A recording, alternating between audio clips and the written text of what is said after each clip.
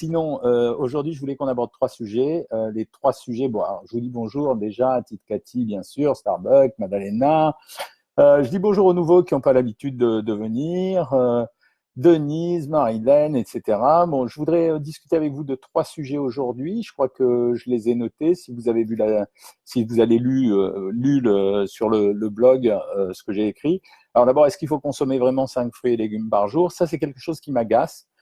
Parce qu'en fait, on a détourné la réalité. La réalité, c'était que quand on a élaboré le plan nutrition santé, qui était un système qui visait à améliorer l'alimentation des Français et à vérifier qu'ils ne soient pas malades, on s'est dit que parmi les choses les plus importantes, il y avait les fibres et que où trouve-t-on les fibres? On les trouve principalement dans les fruits, dans les légumes et dans les produits complets.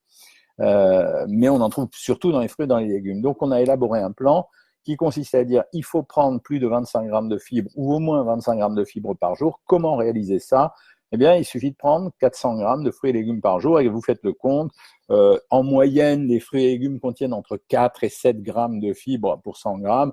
Si vous faites une grosse moyenne, vous voyez qu'on arrive à 25 grammes de fibres en comptant les autres produits qu'on mange à côté, comme les produits complets ou éventuellement même comme des sources de fibres, comme les fibres insolubles qu'on peut trouver dans la chicorée ou dans l'eau départ. Et donc, à partir de ce moment-là, on a dit, et le plus raisonnable, ça serait de varier entre 3 et 5 fruits et légumes par jour. Alors pourquoi 3 ou 5? C'est simplement parce que chaque fruit ou chaque légume contient des avantages différents. Donc, si on les fait varier, on a des avantages qui s'accumulent les uns aux autres. Je vous donne un exemple. Quand on prend de la mangue, on prend de la vitamine E et de la vitamine A. Quand on prend une orange, on ne prend pas grand-chose. Quand on prend des framboises, on prend des anthocyanes, etc., etc.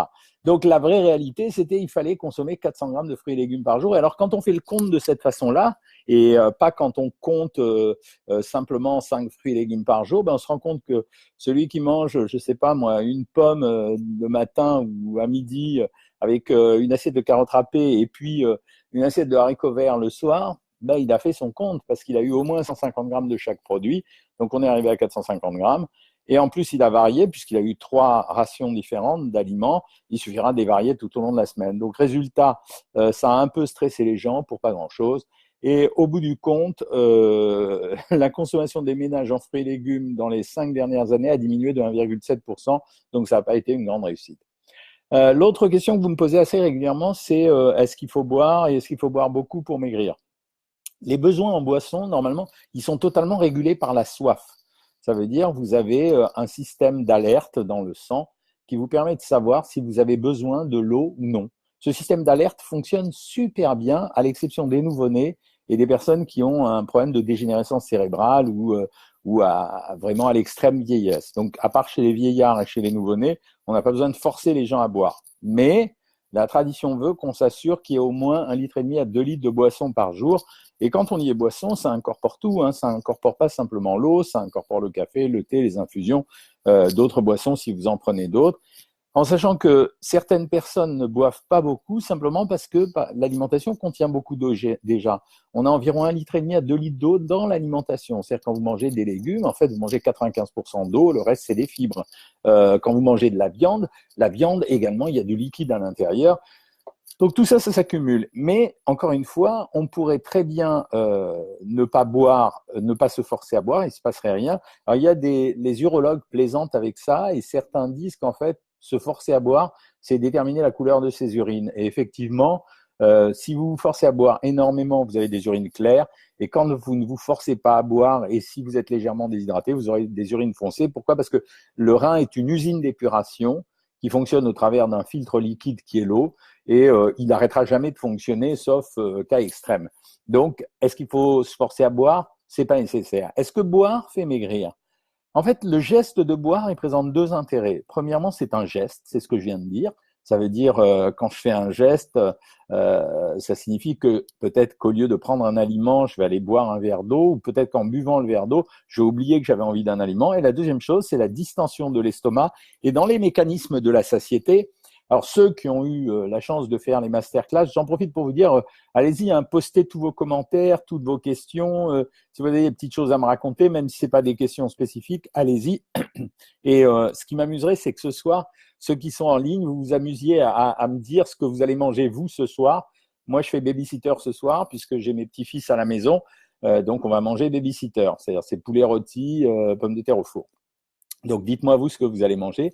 Et donc, dans l'histoire de se forcer à boire, ça peut aider à condition que ça trompe le geste de manger et à condition que ça joue sur la distension de l'estomac. Et dans les processus de la digestion, j'allais vous dire que ceux qui ont fait les masterclass le savent, il y a plusieurs processus qui amènent à la satiété.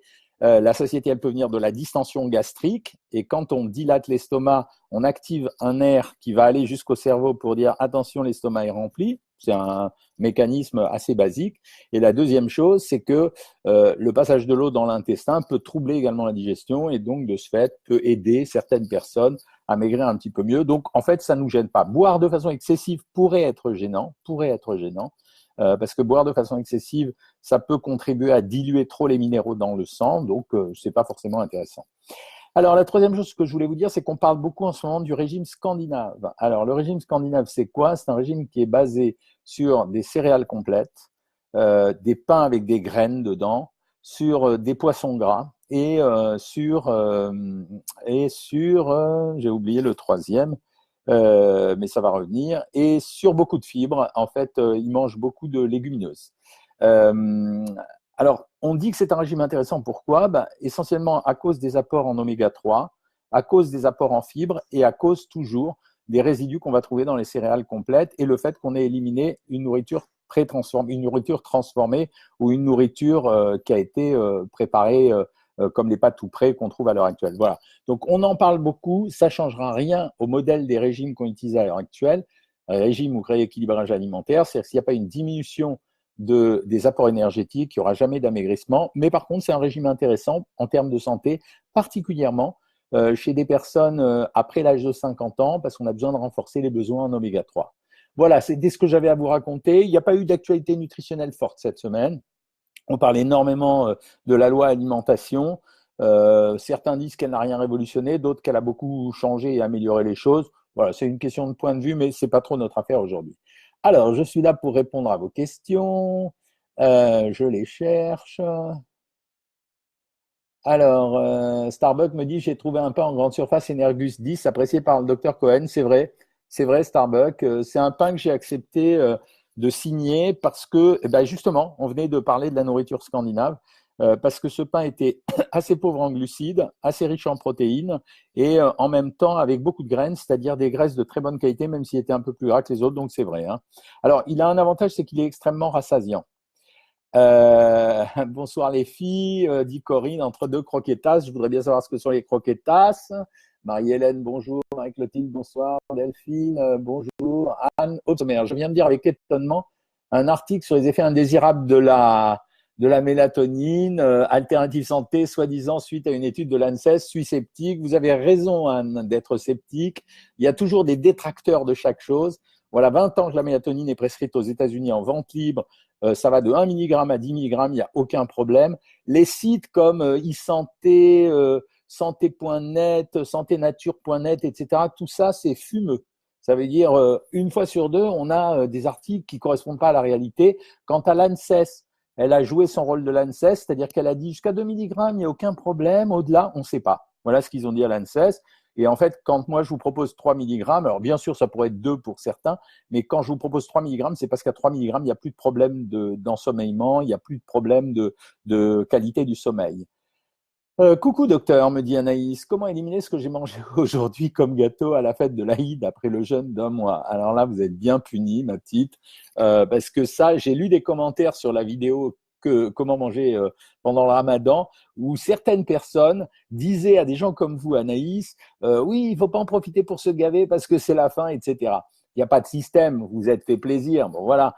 Pour rattraper, en général, nous, dans Savoir Maigrir, les membres de Savoir Maigrir qui sont ici à l'heure actuelle sur ce Facebook, qui pourront vous l'expliquer, on leur fait adopter un principe de système de récupération. Ça veut dire que suite à un repas excessif, le lendemain ou le jour même, donc là, en l'occurrence, c'était hier, on fait des repas de récupération en faisant un repas extrêmement maigre, mais en même temps très riche en protéines et très riche en fibres, ce qui permet de donner très très peu de calories sous un petit volume et en même temps de rassasier les gens jusqu'au repas d'après. La stratégie, c'est 2 œufs durs sans le jaune, sans le jaune. Et ne me dites pas qu'est-ce que je fais du jaune. J'ai calculé la dernière fois, 6 œufs, ça vaut 1 euro, c'est-à-dire c'est 16 centimes d'euros l'œuf. Donc ça fait 8 centimes d'euros. Me dites pas que vous allez pleurer parce que il y a 8 centimes d'euros qui ont été gâchés, ou alors vous donnez les jaunes à vos animaux, ou vous les donnez. Tiens, une de nos diététiciennes m'a dit la dernière fois, faites-vous des masques pour les cheveux. Moi, je le fais pas, mais peut-être que ça marche. Chantal me dit qu'elle n'a pas beaucoup soif. Salut Nathalie de Courcy. Bonjour. Merci pour les gentils merci.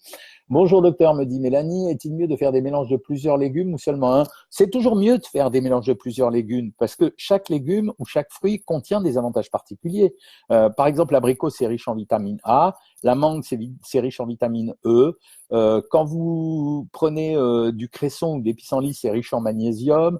Si vous prenez, on va prendre un autre exemple, de la carotte, c'est pareil, c'est riche en vitamine en pré-vitamine A. Donc voilà, c'est toujours mieux de les mélanger.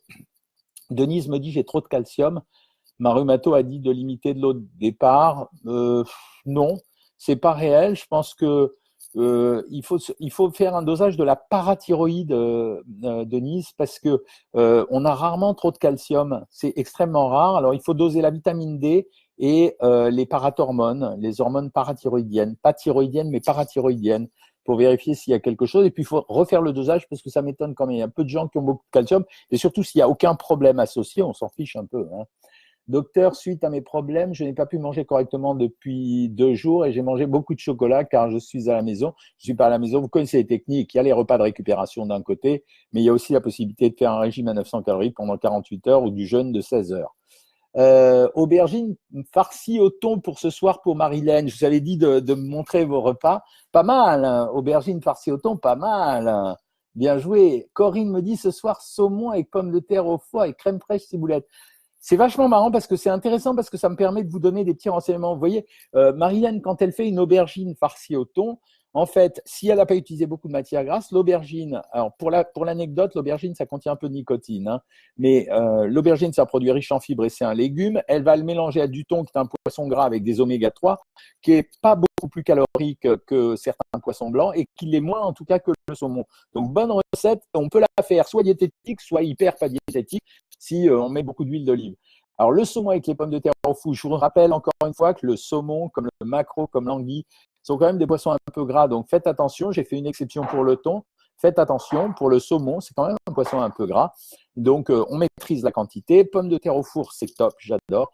Crème fraîche ciboulette. Alors, moi, quand je fais vraiment attention à ce que je mange, j'utilise du tzatziki.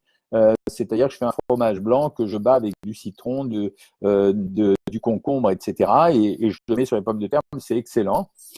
Il manque un peu de légumes, Corinne, quand même. Ratatouille maison, Starbucks, bravo. Quand c'est fait maison, il n'y a rien de mieux. Edvire Evian me dit un repas équilibré sur une journée SVP.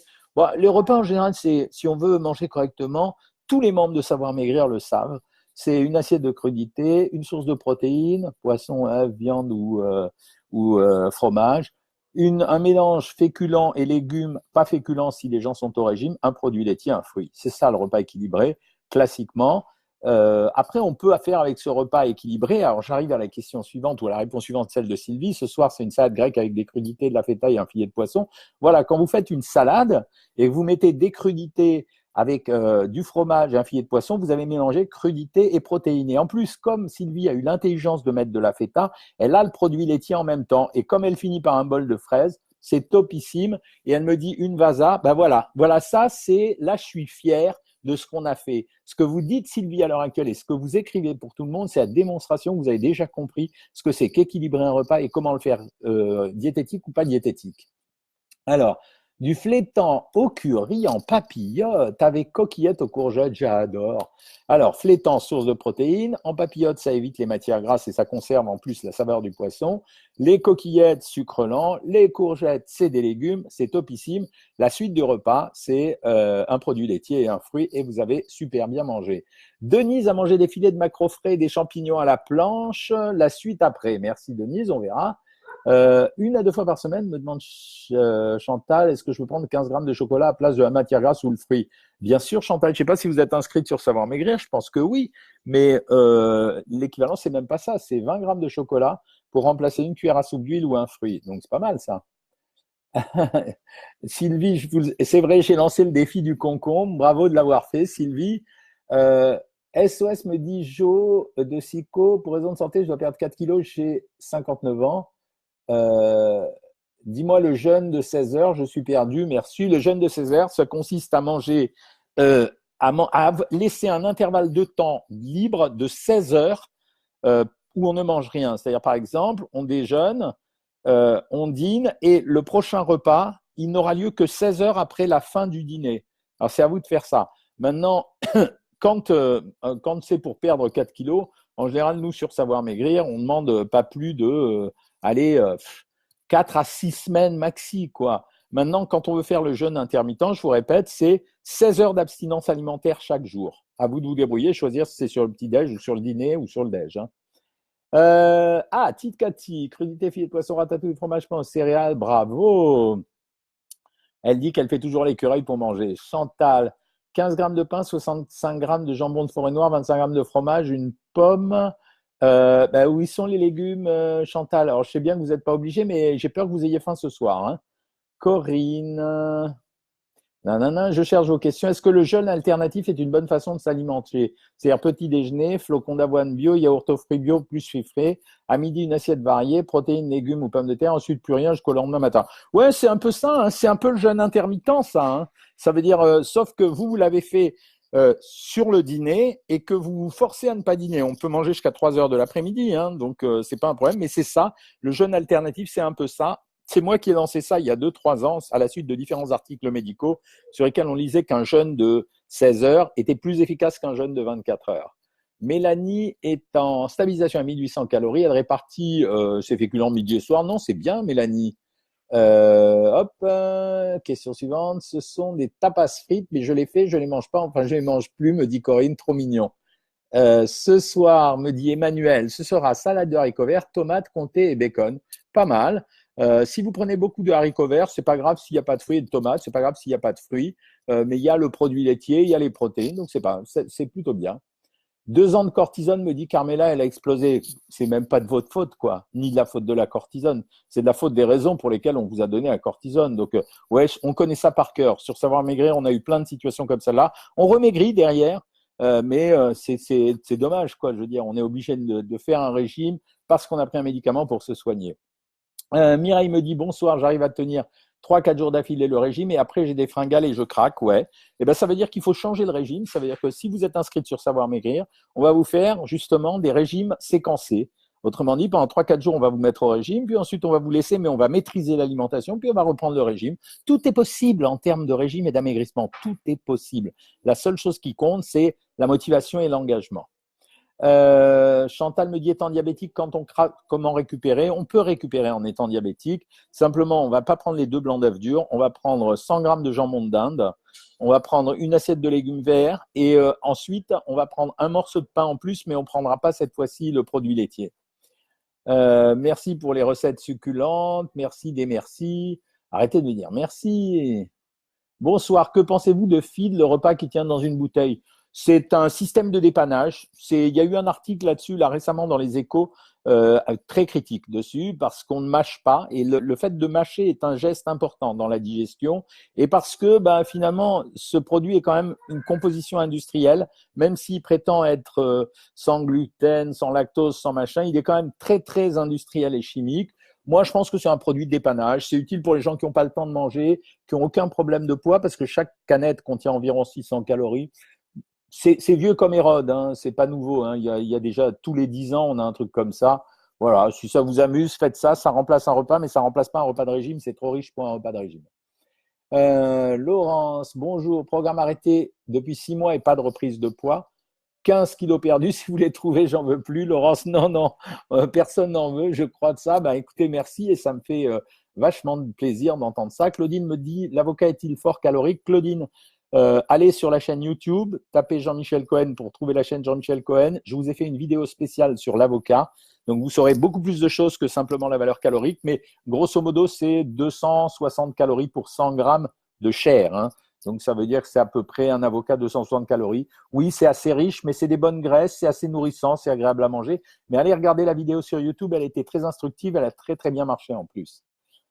Sabrina me dit, mes vieux démons de grignotage sont revenus, j'ai repris 25 kilos. Ah, énormément de ça se travaille. Ben voilà, on retrouve toujours le même problème. C'est-à-dire que ça, c'est ce qu'on appelle les kilos émotionnels. C'est pour ça qu'avec Delphine, une des diététiciennes, on a fait avec beaucoup de talent des consultations du mardi qui sont spécifiquement dédiées aux kilos émotionnels. Alors, il y a bien sûr des solutions chimiques. Ça veut dire quand il y a un trop fort stress et vous êtes aide-soignante, vous le savez, on peut donner des médicaments pour réduire le stress. C'est vrai que ce n'est pas un traitement à long terme. Après, il y a le fait que ensuite vous êtes dans un cercle vicieux, c'est-à-dire stressé, vous avez pris du poids et prendre du poids vous a rendu stressé. Donc, si vous avez déjà perdu 6,5 kg avec le programme que vous êtes en train de faire, on va attendre de voir si le fait de maigrir, ça vous donne pas justement une force supplémentaire. Parce que souvent, le stress, ça demande une force pour le combattre et à ce moment-là, vous réussirez probablement et à perdre vos kilos et à éliminer le stress. Mais on est là, puisque vous êtes sur le programme, s'il vous plaît, le mardi à 13h, Delphine donne une consultation kilo émotionnelle. C'est justement un endroit où on traite spécifiquement de ce type de problème. Alors pour la thyroïde, ok, c'est pas la thyroïde, Denis, c'est les parathyroïdes. C'est une hormone qui s'appelle la parathormone qui provoque, qui, en cas de déficit, peut augmenter. Je suis carencé en vitamine D, que prendre en complément? Alors, je venais de tourner des vidéos ces derniers temps sur les produits, sur les carences. Soit vous allez vers les produits de médicaments, vous achetez UV-dose ou stérogyl A comme on donne aux bébés, soit vous montez votre consommation en poissons gras, thon, maquereau, sardines, saumon, etc. 35 grammes de fromage par jour, est-ce trop ou pas assez? Non, c'est bien. Nous, on va jusqu'à 50 grammes de temps en temps. Ça, c'est pour répondre à Marie. Mais Saoud, docteur me demande comment peut-on partager nos repas sur 6-7 fois pour ne pas grossir. Le fractionnement des repas ne me pose aucun problème. La répartition des repas dans la journée ne me pose aucun problème et le fractionnement non plus. Quelqu'un qui mangerait 2 biscottes à 8 heures, un petit bout de fromage à 9 heures, un yaourt à 10, un fruit à 11, des crudités à midi, un bout de poisson à 1 heure, des légumes à 2 heures, ça ne me dérange pas. Avec le régime de 16 heures, le jeûne Cohen de 16 heures, vous avez perdu 10 kilos en 10 semaines. Super, ça me fait vachement plaisir.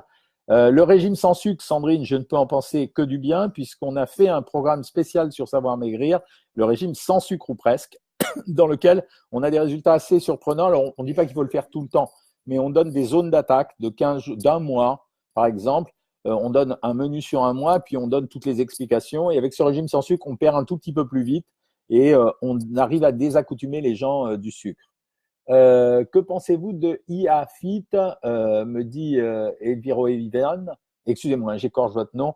Tous ces produits, je vous assure, j'ai passé du temps avec mes diététiciennes et avec mes copains du site à choisir des produits pour les mettre sur Savoir Maigrir pour offrir la possibilité d'avoir des compléments alimentaires qui ne soient pas pourris.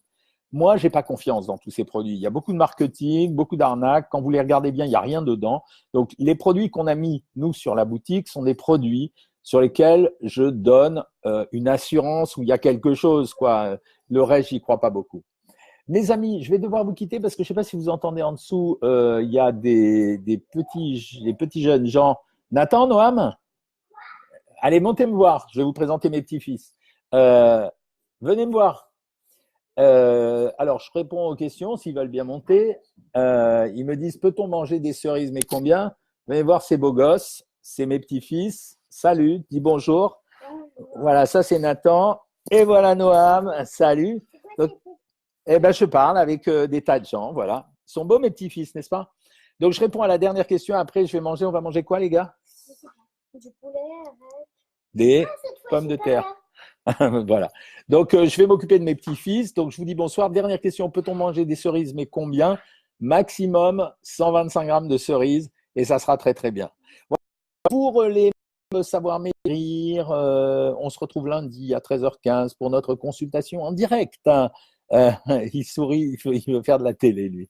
Et pour nous tous, le Facebook Live aura lieu ou mercredi, arrête, non, aura lieu ou mercredi ou jeudi. On vous prévient sur le Facebook et sur le blog et sur le Facebook officiel. Et donc, je vous retrouve. Préparez bien vos questions pour ces 2 rendez-vous. Je vous embrasse bien fort, toutes et tous. Salut!